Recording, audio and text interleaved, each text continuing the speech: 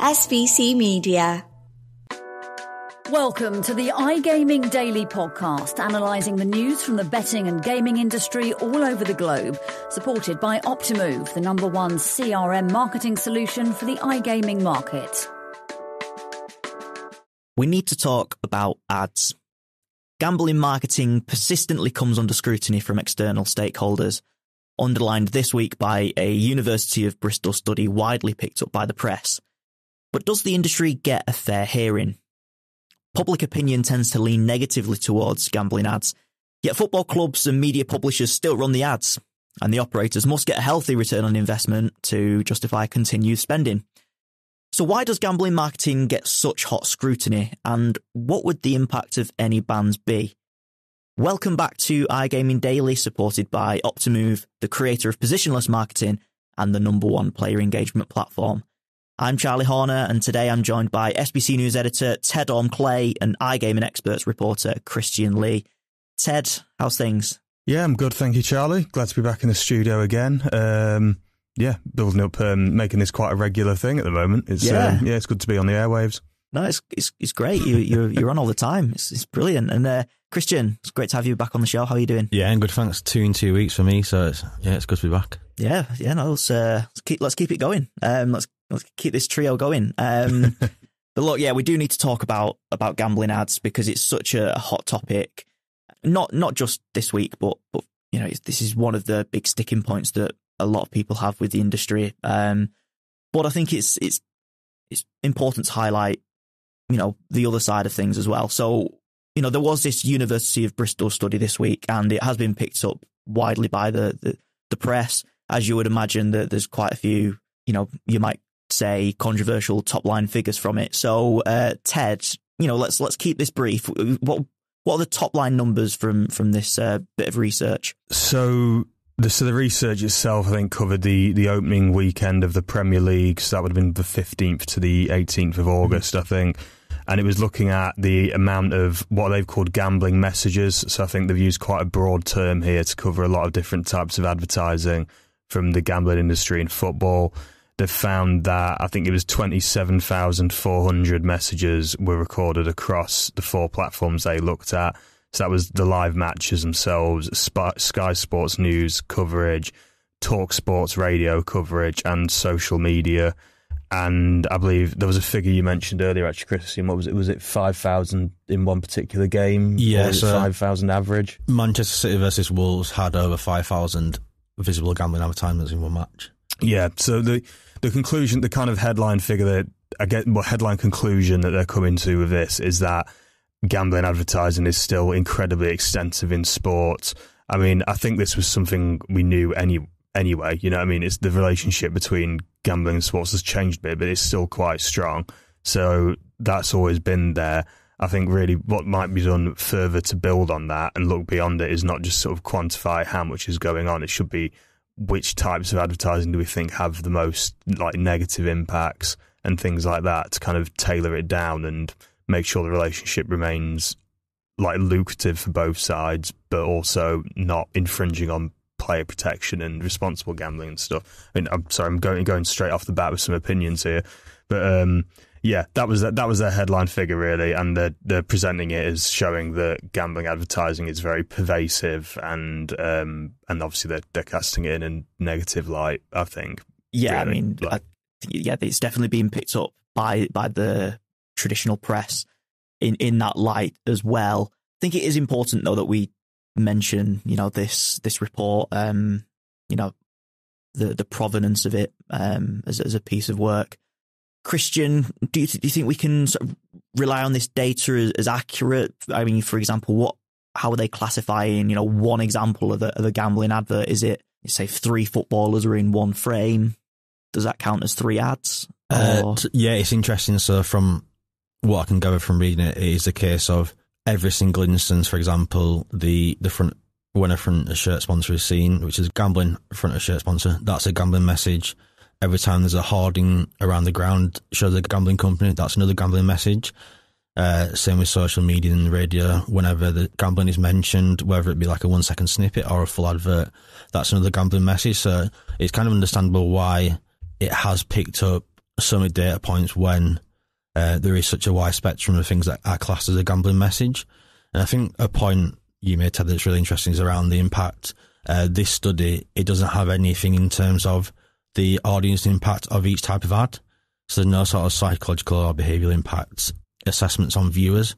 So as a standalone piece of work, although interesting and provides data points to look at going forward, the data doesn't really actually tell you too much in terms of is it too many, is it not too many, until you actually speak to the audience and get their opinion alongside this data. Mm-hmm. Yeah, absolutely. Look, I've said this a couple of times now, but there are mainstream media reports that are portraying this somewhat as a failure of self-regulation of the industry. And we know that the Premier League is coming in with a voluntary front of shirt sponsorship ban come the end of this season and heading into next season. So I guess the question is, has self-regulation failed if Premier League clubs are voluntarily giving up that lucrative front of shirt sponsorship opportunity? Obviously, we know that there's still going to be, LED perimeter sponsorship. Christian, we've spoken on the podcast and you wrote a really good piece about, training kit partnership deals and sleeve opportunities. But Ted, can we label this as a failure in self-regulation of the industry if, this voluntary ban is coming in less than 12 months? Yeah, it's an interesting argument because we're both trying to predict the future almost, because like I said, the ban hasn't come in and we're looking at the past and trying to connect the dots in between here. I mean, just obviously building off what Christian was saying, this report they've done, they've put a lot of effort into it. It's very extensive. I do think the methodology and stuff is quite interesting, but also obviously the definitions of it, as Christian said, the terms of gambling messaging are very broad. And like we say, it's like every time something appears on frame, that seems to be counted as an individual gambling message, which obviously in a football broadcast, there's going to be stuff appearing on frame all the time. There's different footballers coming in who may have a logo on the shirt or on the sleeve. You see a glimpse of the hoarding in the background. That might not even be seen by the audience that much. It's just a glimpse. So should that really count as a message? But anyway, yeah, aside from that, so joining the dots between that and this idea of the failure of self-regulation, I think that's quite a bold statement to make, given that the self-regulation, but certainly with the front of shirt sponsorship ban, hasn't, as you said, Charlie, it hasn't come into effect yet. This actually kind of reminded me of when we saw one of the public health hearings earlier this year, where the Gambling Commission and I think some people from the DCMS appeared in front of the MPs, and there was one MP who said, well, this whole voluntary sponsorship ban thing, it doesn't seem very voluntary. They've got all the sponsors, and I can't remember who it was from the commission now, but had to respond to them and say, well, yeah, but it hasn't come in yet. Like, it's easy to make that sort of criticism when the act itself hasn't been made.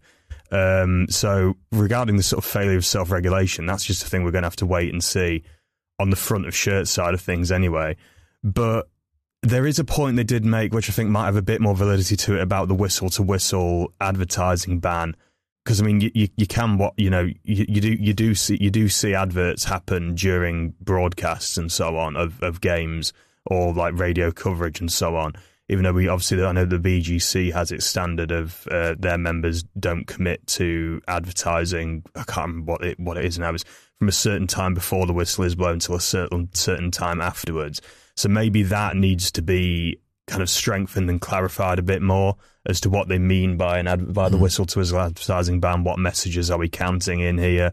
Because obviously that then opens it up to criticism like this of going, oh, well, you had social media adverts going on during this match or whatever, or there was something was mentioned on TalkSport when, even though you might not have had an advert on the TV, and so like maybe that needs a bit more clarity around it and a bit more, some leaks need filling perhaps, But yeah, I'd say it's probably a bit too early to say the failure of self-regulation, but at the same time, there probably are one or two things with that where perhaps the UKGC could be a bit more assertive. Perhaps some legislative and regulatory gaps need filling. I think as well, when you talk about self-regulation, obviously that is coming directly from the operators, and in this case, Premier League, there's always going to be a case that there is a self-interest of trying to find a compromise in terms of the Premier League and operators, in the case of the whistle-to-whistle, will know that some sort of regulation is coming. So if they can get out ahead of that and put out their own sort of regulation and find their own agreements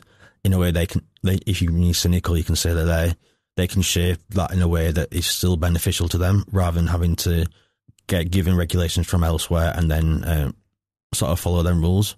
One thing I do want to bring attention to on this is turn this into more of a wider conversation about marketing and front of shirt sponsorships in particular.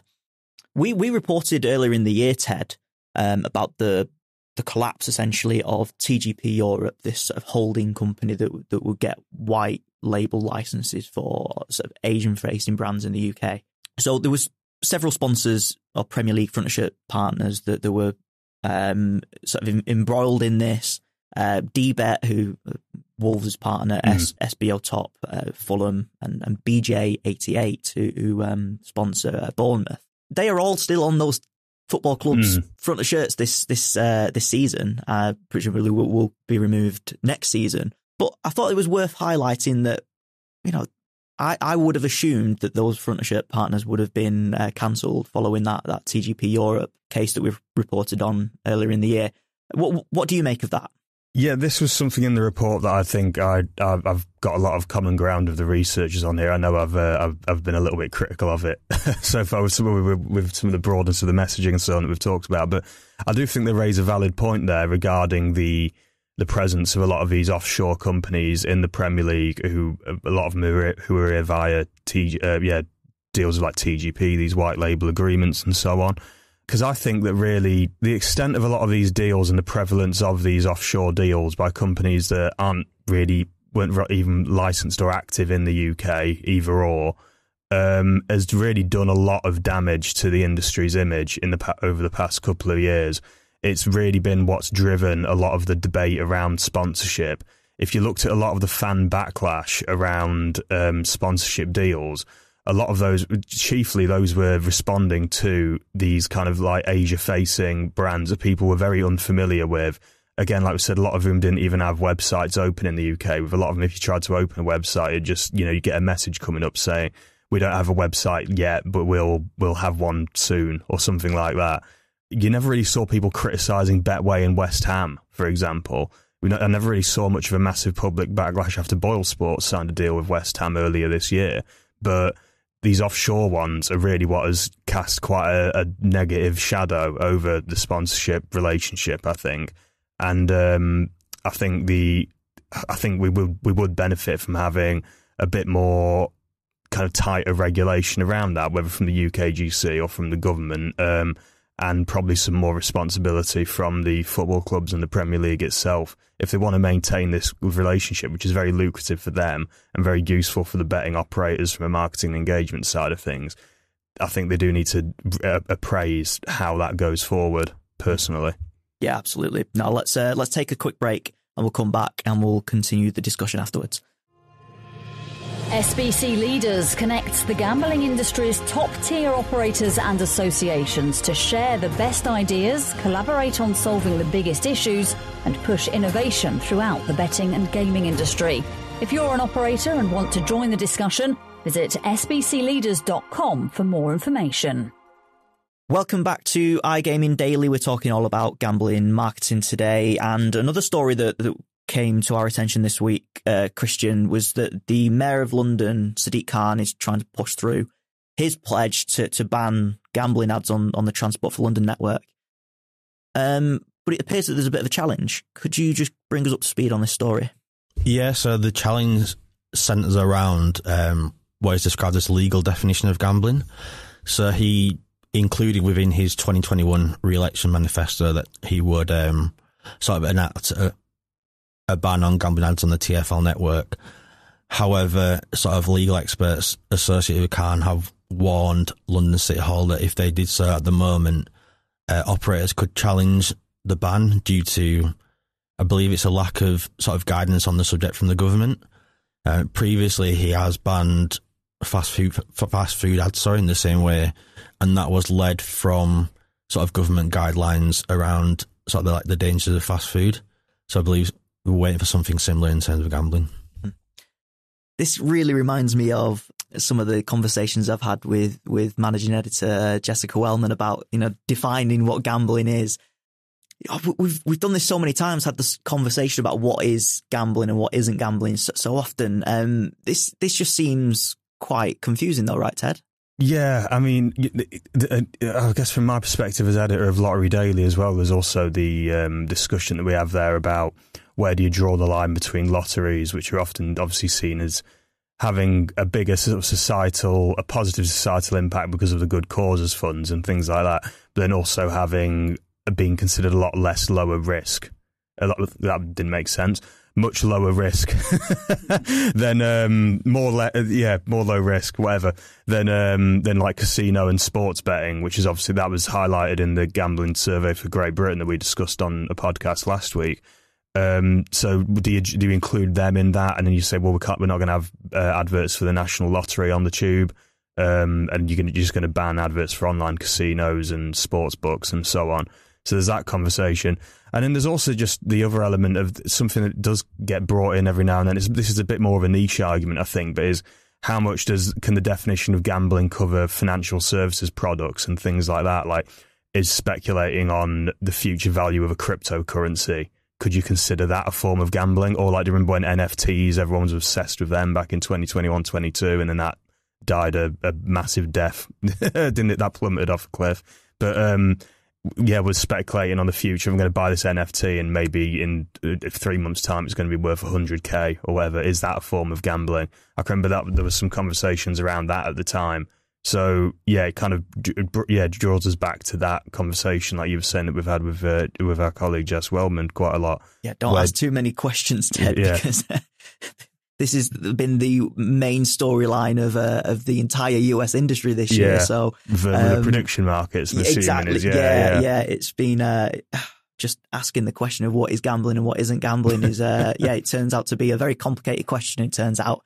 But look, both these stories go to show that there is this undercurrent when it comes to gambling advertising. It's obviously something that gets people talking for one reason or another. But gambling advertising still persists.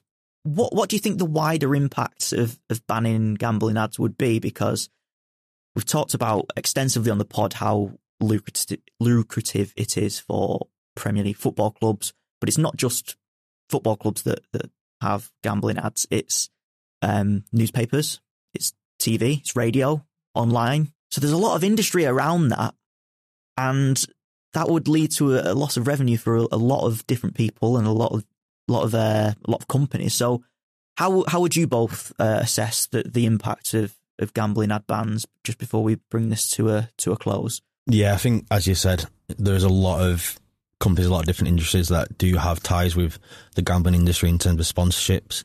I think we saw in India when they brought in the prohibition on real money gaming, Dream 11, one of the companies that has been hit the hardest by it, they have a lot of sports sponsorships in terms of sponsoring like different franchise cricket leagues around the world, and I think they've had to pull out, or they're considering pulling out of their sponsorships in a lot of these leagues, which has instantly sort of brought into question the future of these leagues. So when you talk about banning gambling ads, you're removing revenue from a lot of different places, and that impacts the financials. That could potentially lead to job losses directly because of banning the gambling ads. I also think something that should be noted, that when the industry talks about why gambling ads should remain, is informing players of the regulated market and the black market.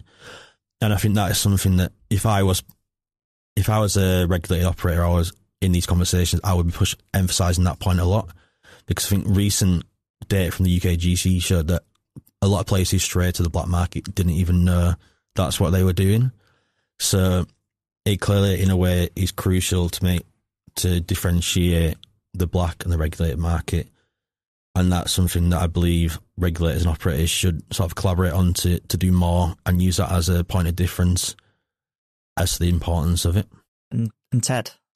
Yeah, I mean, I think Christian's hit the nail on the head there, really. Like, if you restrict the ability of any industry to market and advertise itself, obviously it will lose customers, it will lose revenue, And the knock-on effects of that could be, reductions in employment, reductions in their tax contribution, which is obviously another massive debate going on in the UK right now anyway. Less money going to their sort of partners, whether that be B2B suppliers and other contracts they might have, or in the case of the betting industry, a lot of the sponsorships it has, which obviously support horse racing. They're very, very important for a lot of lower league football clubs in particular. We talked a lot about the Premier League earlier, but like the EFL was actually the organisation that I think was a lot more concerned about a potential ban on sponsorships because of how many clubs in the Championship, League One, League Two and so on count on that revenue, that sponsorship revenue quite heavily to keep themselves going. So yes, there's lots of considerations there. And on top of that, the one, like Christian said, with the black market, we're seeing, I think the government have become a lot more aware of a lot of the illegal activity that goes on around gambling in the UK. We've seen the GamStop data from a couple of weeks ago. I think they said that around 1/10 of their self-excluded users are admitted to using like black market casinos that promote themselves as we're a non-GamStop casino. If you're self-excluded from via the regulated market, you can come to us. And obviously, there's a lot of other studies out there that talk about the prevalence of the black market. Again, I'd say almost like we did with the Bristol University study earlier. Any study should be taken with a grain of salt because they will always have some flaws and biases and potentially an agenda behind them. But there's a lot of evidence to say that it is there. And if the regulated market can't promote itself, if someone out there wants to go and place a bet, they do run the risk of just accidentally coming across an illegal site where they could be taken advantage of. Great. Well, Ted, Christian, we've run out of time, but thanks very much for sharing your expertise and your opinions on this story. Now, yesterday on iGaming Daily, we brought you all the latest from Brazil, where there is significant updates with the tax regime over there. And it turns out when we are working on a daily news show, things can change very quickly. So we're going to go over to Ana Maria Menezes, who's going to bring us an update from yesterday's show and bring us up to date with all the latest changes because, things tend to move quickly in legal and legislative corners. So over to you, Anna. Hi, everyone. I'm back with the verdict about the provisional measure. Right now, it's around 6 p.m. Brazil time, October 8th. And what we have is the complete veto of the provisional measure. When it hit the Chamber of Deputies, there was a voting, and this voting could have stopped the measure, which is exactly what happened. There were 251 votes against the measure and 193 in favor. As we mentioned earlier, there was even opposition coming from the own government's allied base. Zaratini, the rapporteur, called out government parties such as Republicanos, União Brasil, or PSD to honor their agreement to approve the tax. And after they refused, the rapporteur started sort of criticizing the governor of São Paulo, Tarcísio Freitas, claiming that he was acting against it by calling other lawmakers to pressure them not to approve the measure. And he said that it's clear that there's an election campaign underway. And as I mentioned earlier, it's not something out of the blue, especially because later today, President Lula allegedly dismissed 3 ministers to secure the provisional measures approval. So the Minister of Sports, André Fufuca, the Minister of Tourism, Celso Sabino, and also the Minister of Ports, Silvio Costa Filho. And they're expected to return to their posts after the voting. So there was a big political movement, as I mentioned earlier as well, a chess play in a way. Now this means that the measures are completely done. There's nothing the government can do about this specific measure, and they have, as we're talking, they have to think about possible ways to go around the tax revenue that was projected to increase by 20 billion and reais. And right now, it's not going to happen anymore. The government has also decided to retaliate. According to Randolfo Rodrigues, he's the government's leader in the Congress, some of the possible alternatives to fight back and get this money again would be freezing 7 billion to 10 billion reais in parliamentary amendments. We're going to have to hashtag wait and see what the next developments are going to be, and also if the government still has any type of plans to get the sports betting industry again in its sights. That's all for today. Thank you very much. Thank you for listening to today's iGaming Daily podcast, supported by Optimove, the #1 CRM marketing solution for the iGaming market. If you want to find out more about some of the subjects raised today, feel free to explore any of the sites in the SBC News network or check out the latest edition of the SBC Leaders magazine. Happy reading.